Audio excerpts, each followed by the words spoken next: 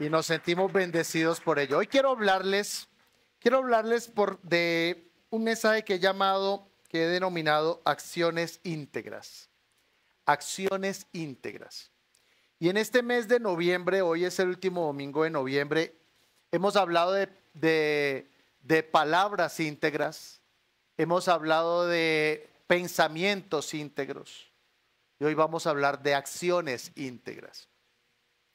Cuando yo estaba, las personas admiramos a los hombres de acción. Admiramos, ¿a quién le gustan las películas de acción? ¿Cierto? ¿Por qué? ¿Por qué nos gustan las películas de acción? Porque bueno, sí, las películas románticas, entonces el hombre enamora a la chica y lloran, ¿no? Las mujeres lloran ahí, los hombres lloramos por dentro, ¿no? Nosotros también tenemos nuestro corazoncito y lloramos por dentro, pero sí, es lindo ver una comedia romántica, es lindo ver una película así de enamorados, todo eso. Pero si las mujeres nos preguntan y nos pusieran a escoger a nosotros, a los hombres nos gustan las películas de acción, ¿cierto? Donde el tipo toma las armas y va y rescata a los secuestrados y hace explosiones, bombas, de todo y no dice despeina al tipo, ¿cierto? Y por eso nos gustan las películas de acción, porque digamos, los grandes hombres, no solo los de la Biblia, sino los hombres en general, digamos, admiramos la acción.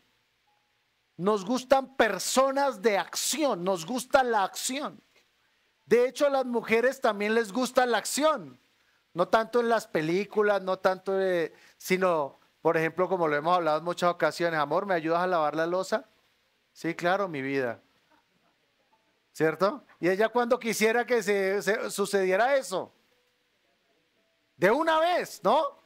¿Cierto? No a la media hora, no a las 2 horas, no a las 3 horas, sino de una vez, ¿cierto? O sea, la acción, a nosotros nos agrada la acción, nos agrada que las cosas puedan pasar del plano de las palabras al plano de los hechos.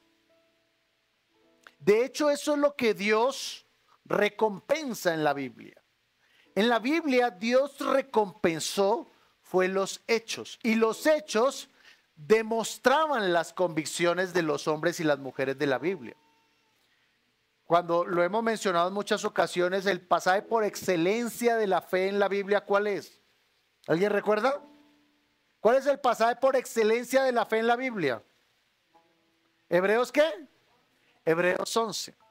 Y usted se da cuenta que dice, por la fe fulano de tal ofreció, por la fe fulano de tal venció, por la fe fulano de tal hizo, por la fe, o sea, Hebreos capítulo 11 es el pasaje por excelencia de la fe porque es el pasaje por excelencia de las acciones. Hombres y mujeres que creyeron a Dios y como creyeron a Dios, entonces hicieron, diga conmigo, hicieron. Diga conmigo por favor, yo haré. Dígale que tiene a su lado, menos palabras y más acciones. Dígale, menos palabras y más hechos. De hecho, a mí me encanta cómo está distribuido el Nuevo Testamento. Me gusta mucho cómo está distribuido el Nuevo Testamento. Porque usted lee Mateo, Marcos, Lucas y Juan. Son los evangelios. La palabra evangelio significa buenas noticias. Es el mensaje. El mensaje y las acciones de Jesús, del Señor Jesucristo. Pero inmediatamente, ¿cuál es el libro que sigue? ¿Cuál es el libro que sigue después de los evangelios?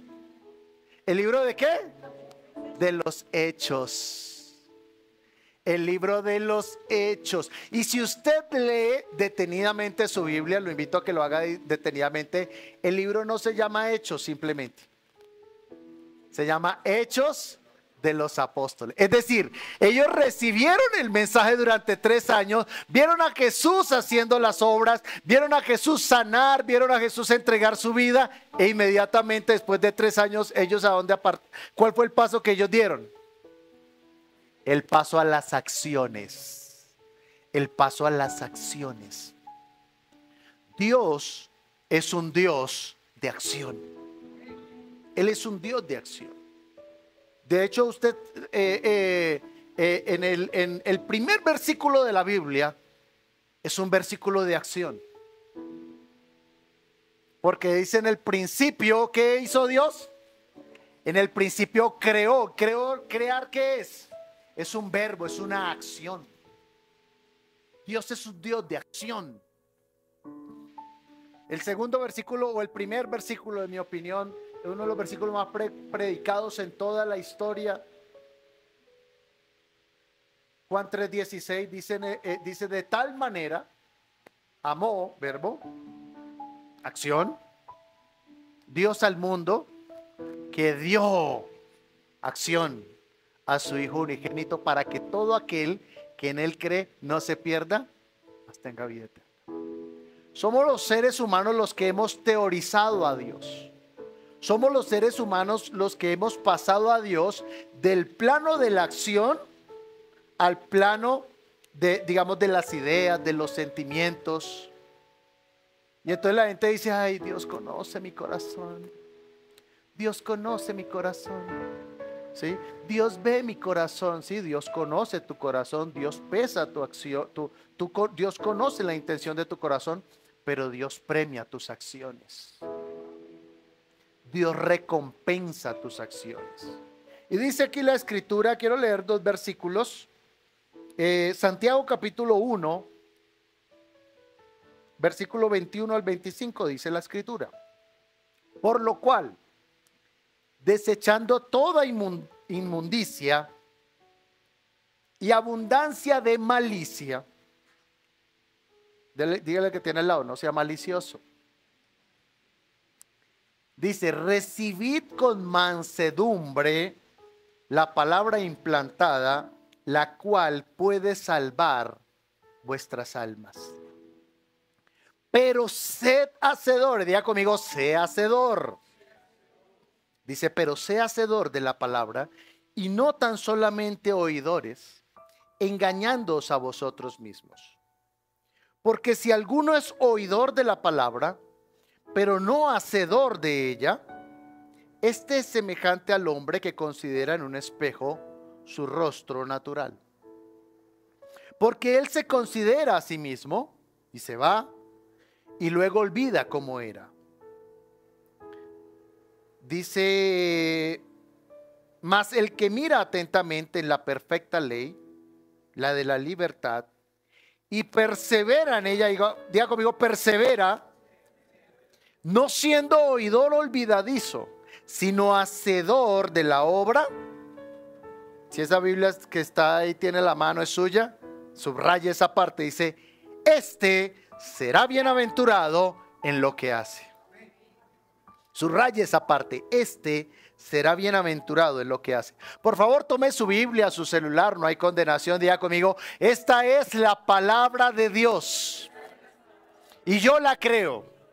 Diga, es la verdad y me ha sido dada para cumplir un propósito, bendecirme, edificarme, llenarme. Diga, con ella renovaré mi entendimiento para ser transformado en la persona que Dios quiere que sea. Amén y amén. Dele un aplauso al Señor, por favor.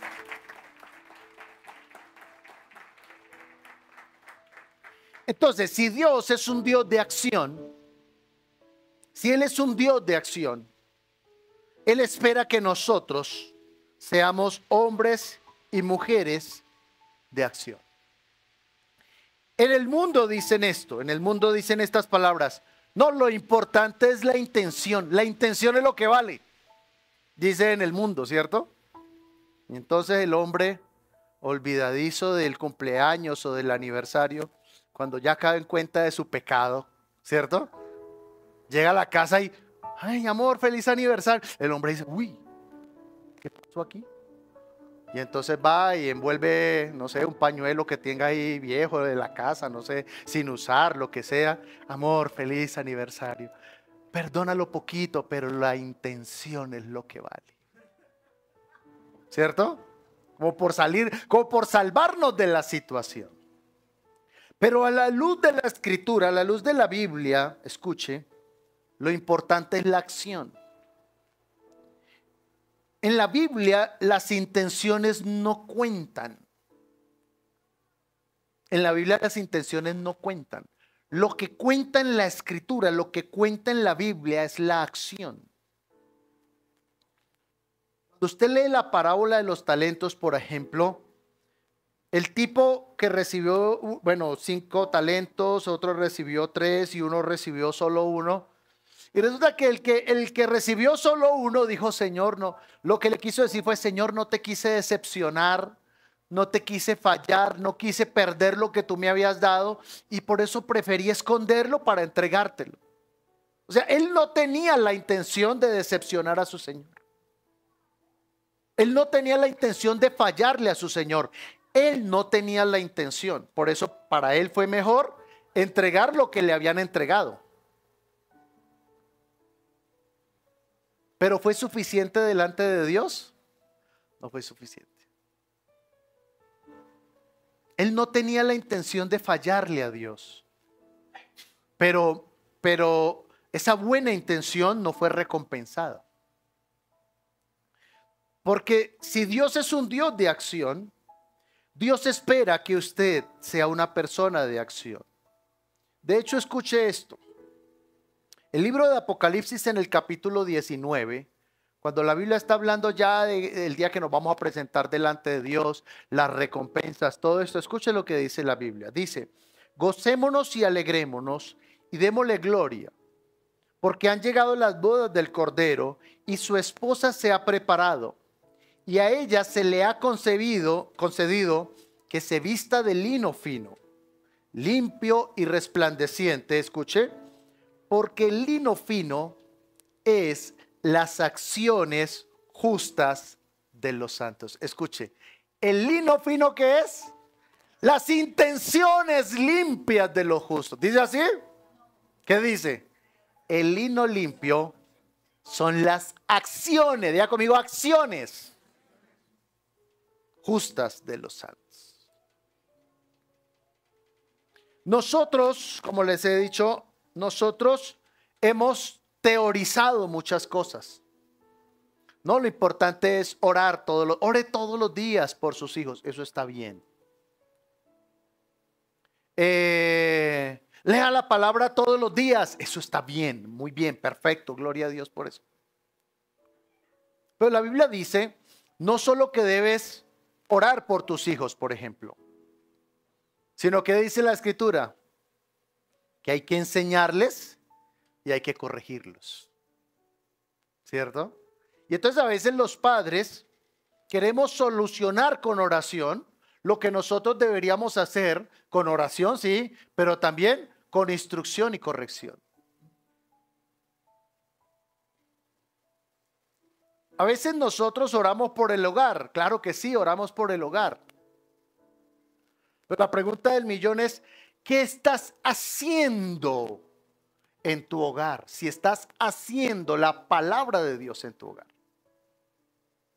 Porque nosotros, reitero, todo lo queremos teorizar. Entonces, no, sí, yo todos los días oro por mi hogar para que Dios lo levante. Y está bien que ores, no quiero decir no ore, no, yo no vuelvo a orar. Entonces, no, sí, ore por su hogar. Pero no solo ore por su hogar, no solo ore por su familia, sino que su fe debe afectar todas las áreas de su vida. Número 1, debe afectar su vida, sus decisiones. Nosotros, el otro día hacíamos el cálculo que nosotros en la iglesia, me refiero a la iglesia, estamos en un promedio máximo a la semana de 8 o 10 horas. En la actividad de la iglesia, me refiero domingos, miércoles, casas de fe, una vigilia al mes. Todo eso suma máximo 10 horas a la semana. ¿Qué significa entonces eso? Que nosotros estamos más tiempo afuera que adentro. Por eso se llama vida cristiana. Porque se refiere no solamente a lo que nosotros hacemos aquí adentro, sino que se refiere también a lo que hacemos afuera y sobre todo, esencialmente, usted adentro demuestra si aquí es o no es. ¿Me estoy haciendo entender? Y a veces son 10 horas, escuche, son 10 horas. Y eso, 10 horas el que está más involucrado en las cosas del Señor y de la iglesia, 10 horas. Los que menos estamos involucrados a veces son 2 horas a la semana. Pero el que no se pierde nada está 10 horas. Y a veces llegamos el domingo y, ay no, yo no voy a la iglesia porque estoy cansado. Entonces, se trata de vida cristiana. Se trata de cómo la fe afecta su vida, afecta sus convicciones, sus decisiones. Cómo la palabra, la comunión que tenemos con Dios está afectando su hogar, su relación con sus hijos, afecta su vida financiera, lo afecta en su trabajo, en sus amistades, lo afecta en su tiempo libre, en su diálogo interno, en sus pensamientos más profundos. Es un momento para que nosotros nos hagamos una pregunta y es, ¿tus pensamientos más profundos son pensamientos de fe?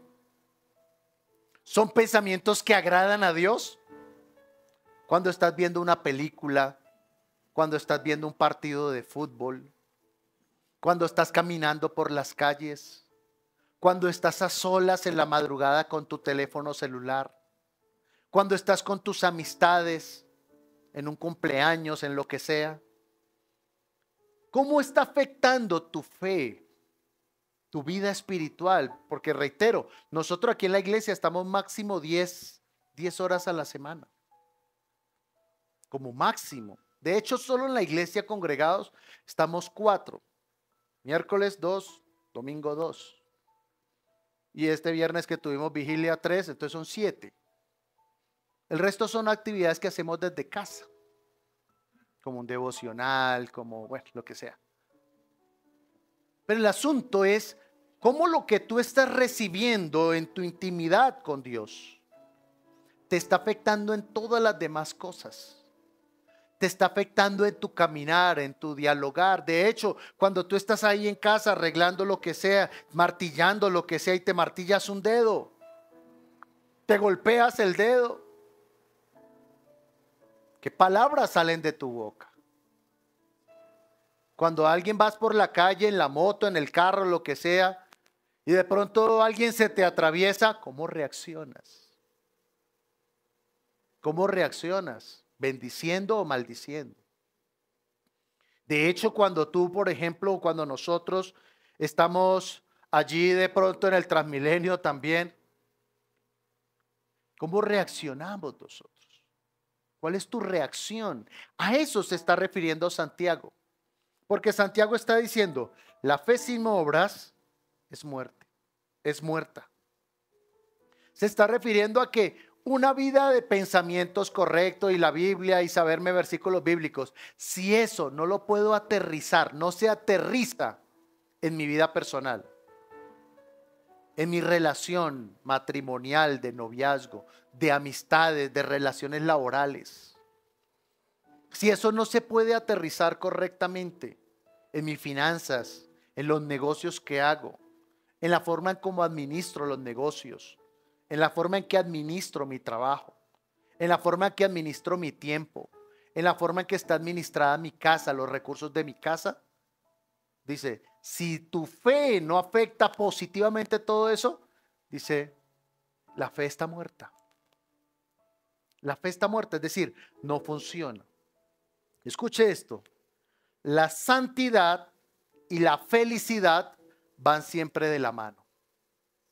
Voy a repetirlo, la santidad y la felicidad van siempre de la mano.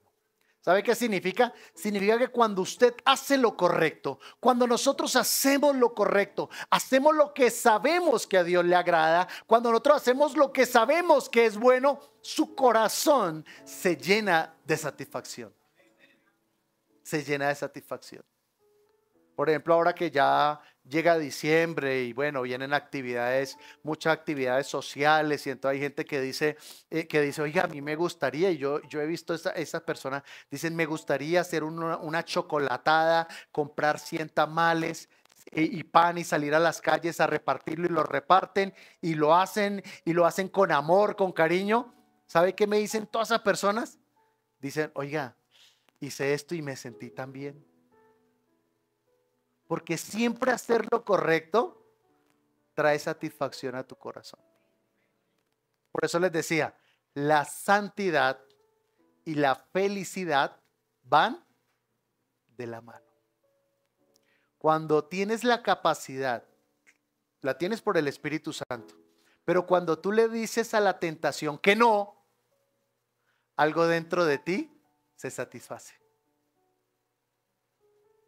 Pero qué terrible cuando cedemos a la tentación. Cedemos a la tentación y ¿qué nos sucede? ¿Cómo nos sentimos cuando cedemos a la tentación? Mal, triste, afligido.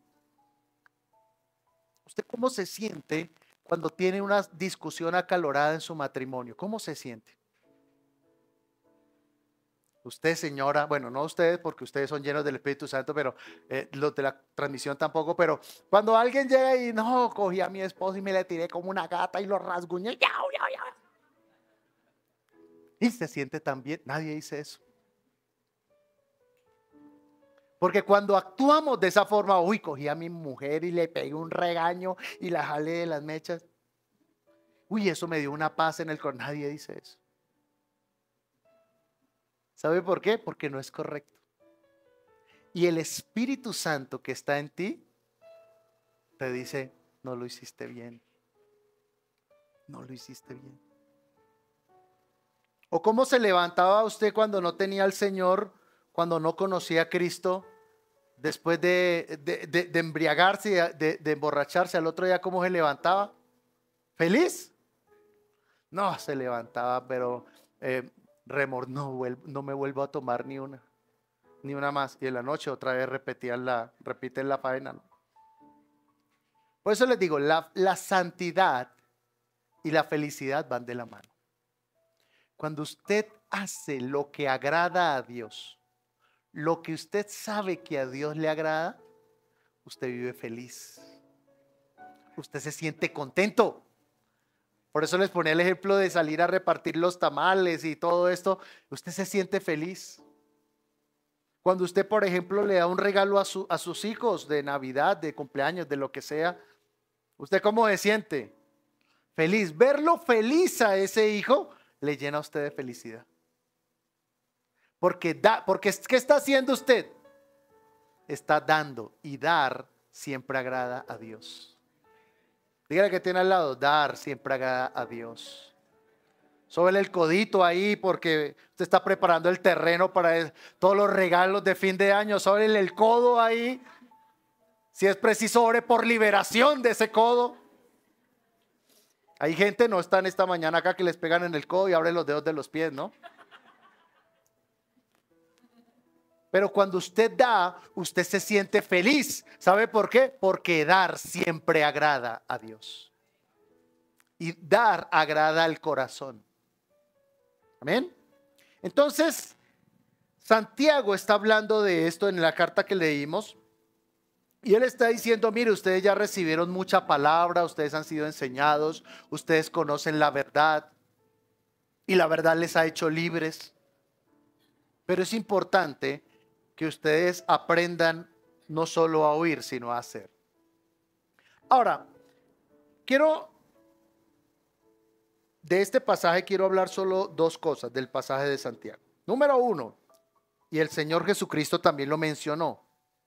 Hay gente que oye la palabra y no la hace. Y Santiago está dando una explicación aquí. Él dice, recibid con mansedumbre la palabra implantada. Recibir con mansedumbre. ¿Qué significa la palabra mansedumbre? Con humildad, con agradecimiento. ¿Sabe qué sucede en muchos hogares? No en los hogares que están acá. Sucede que de pronto el esposo o la esposa Dice, amor, quiero hablar contigo. A veces, chicas, entiéndanos por favor, cuando los hombres nos dicen quiero hablar contigo, nosotros cómo nos asociamos inmediatamente. Con una cantaleta, un chicharrón. No es así, varón. No, quítese esa idea de la cabeza. Quítese ese engaño de la cabeza. Cuando nuestra pareja, sea su esposo o su esposa, quiere decirle que quiere hablar con ustedes porque no quiere destruir la relación, al contrario, quiere hacerla mejor. Pero el asunto acá, estamos explicando por qué personas oyen la palabra y no la hacen. Y él está diciendo, recibid con mansedumbre. ¿Sabe qué significa? Significa que nosotros a veces no oímos con mansedumbre. No oímos con humildad.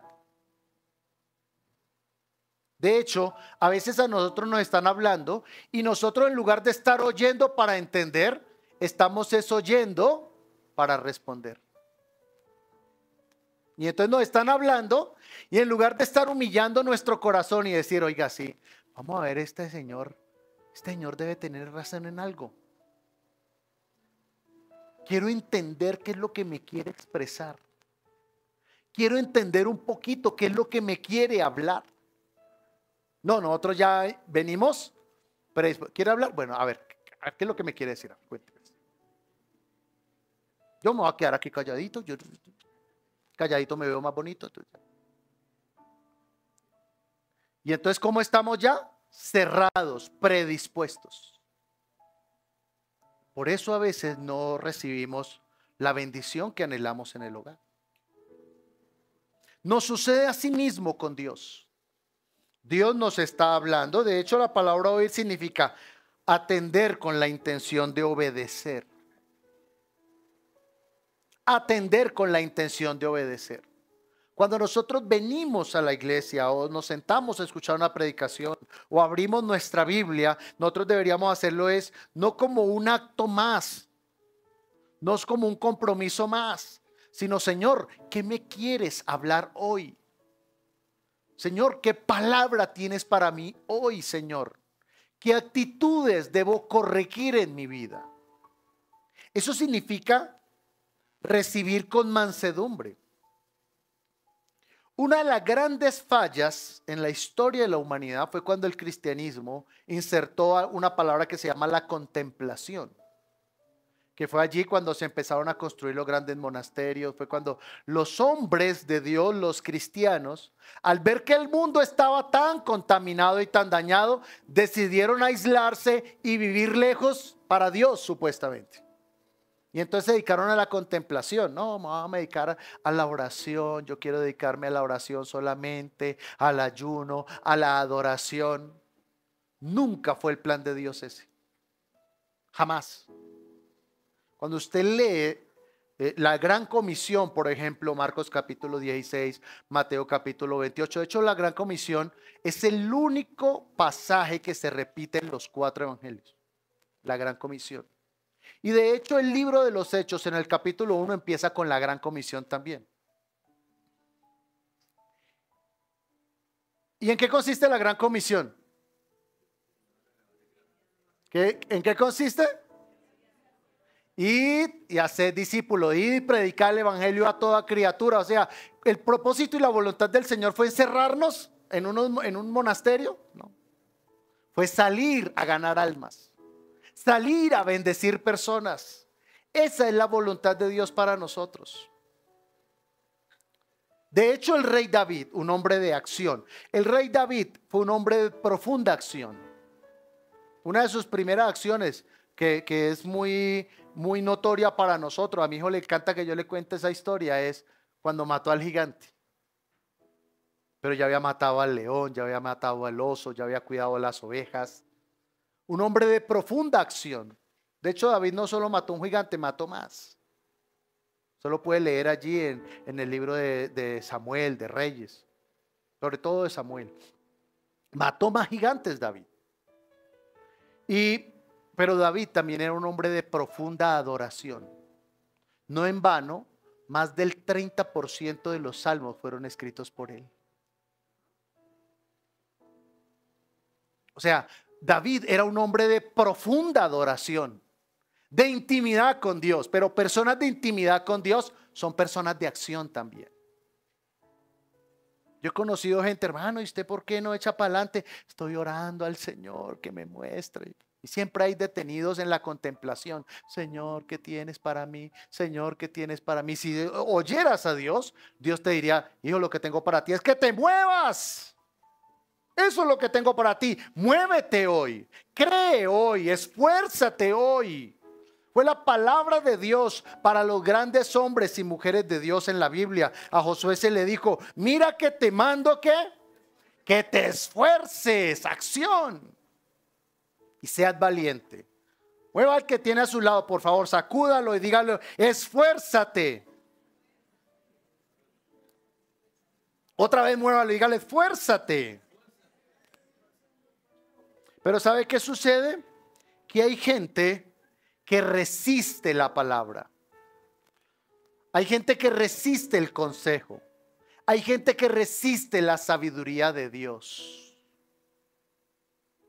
Que a veces resistimos la sabiduría de Dios.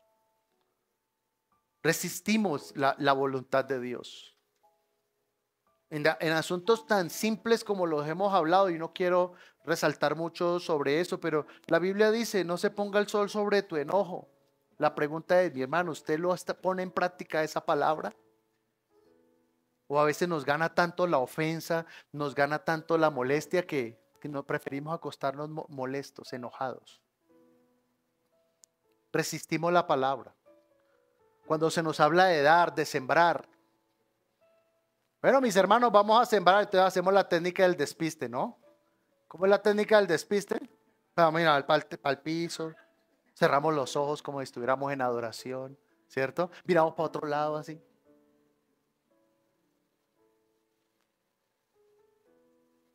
Porque a veces nosotros resistimos la palabra. Estamos explicando la parte donde Santiago dice, reciba con mansedumbre la palabra. De manera que cuando alguien le diga, quiero hablar contigo, reciba con humildad, Señor, ¿qué me quieres hablar a través de esta persona? ¿Qué me quieres hablar a través de esta persona? Si usted todavía vive con sus padres y de pronto sus padres, hijo, necesito decirte algo, no diga, ay, otra vez, ya mi mamá empezó. Sino reciba con mansedumbre. Mamá, papá, cuéntame, ¿qué necesitas? ¿En qué te puedo servir? ¿Qué hay para hacer? Cuéntame. Cuando su jefe en la oficina lo llame, necesito hablar con usted. Vaya dispuesto no a ver cómo se zafa, cómo se justifica, sino cómo recibe algo para hacer mejor. Estamos en un mundo que se llena de justificaciones. Y eso es muestra de orgullo. Eso es muestra de orgullo. No, dice reciba con mansedumbre la palabra implantada, es decir, con humildad. Y hay áreas de nuestra vida donde no hemos podido poner en práctica la palabra por orgullo. Por eso somos muy orgullosos, porque resistimos la palabra. Entonces, por ejemplo, cuando Dios nos llama al ayuno, si Dios te llama al ayuno, diga, Señor, si tú me llamaste al ayuno, entonces, Señor, tú me vas a respaldar, no voy a enfermar porque tú me llamaste al ayuno. Cuando Dios lo llama al devocional, hay gente que dice, no, pastor, yo no puedo madrugar a las 5 de la mañana porque es que si yo no duermo mis 10 horas sagradas, pues yo me levanto como un tigre. ¿Cierto?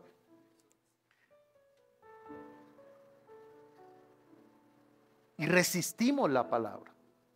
Y entonces Dios nos habla de sembrar y entonces no, pero ya cuando nos hablan de sembrar, ¿sabe qué estamos pensando? No, pero es que si no me alcanza, no tengo, estamos resistiendo la palabra. Hace poco, en una ocasión, unas personas, bueno, vamos a salir a evangelizar. No, pero yo no sé evangelizar. ¿Usted no tiene una experiencia con Dios para contarle a los demás? ¿Cuántos han tenido una experiencia con Dios aquí? Voy a hacerle una pregunta más comprometedora. ¿Cuántos han compartido un chisme aquí? ¿Alguna vez? Levante la mano. Amén. ¿Sí o no? Entonces, si ¿a usted le enseñaron cómo compartir un chisme? No, eso sale naturalmente, ¿sí o no? Eso fluye. Entonces, ¿por qué hay que enseñarle a evangelizar? ¿Por qué deberían enseñarnos a evangelizar? Claro que nosotros como iglesia enseñamos. Pero si usted tuvo una experiencia con Dios, si usted tenía una experiencia con Dios, usted eso naturalmente la comparte, lo habla. Eso es algo natural que sale. Si Dios lo sanó, ay, Dios me sanó y no sé cómo contarle a los demás. Fluye de forma natural. Pero Santiago dice, reciba con mansedumbre la palabra implantada. Reciba con humildad la palabra implantada. Si has tenido una historia con Dios, una experiencia con Dios, tus labios no lo pueden ocultar. De hecho, el apóstol Pablo, cuando tuvo su experiencia con Dios, Pablo era anticristiano. Yo quiero que usted entienda eso.